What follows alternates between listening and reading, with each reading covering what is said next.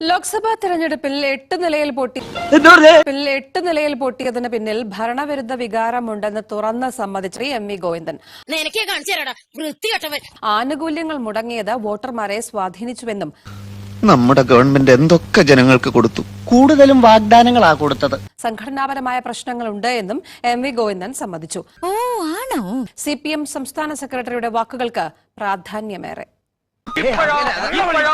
നല്ലപോലെ തോറ്റു.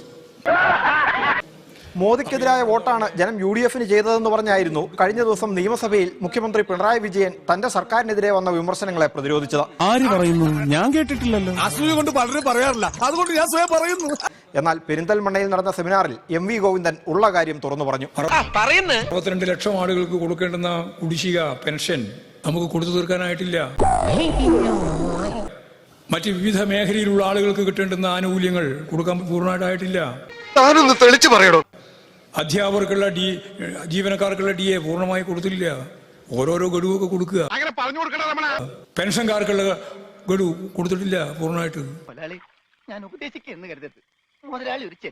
മുഖ്യമന്ത്രിയുടെ ന്യായവാദങ്ങൾ പാർട്ടിയിലുള്ളവർക്കും ദഹിച്ചിട്ടില്ലെന്ന് സ്പഷ്ടം. ഇനി മരങ്കേറ്റം തന്നെയാ നല്ലത്. എല്ലാം മാറണം, മുൻഗണന നിശ്ചയിക്കണം. ഇതിനാണ് ആദ്യം കൊടുത്തു തീർക്കേണ്ടത് എന്ന് കാണണം. സത്യമാണെങ്കിലും എനിക്ക് അംഗീകരിച്ചു കൊടുക്കാൻ പറ്റുമോ?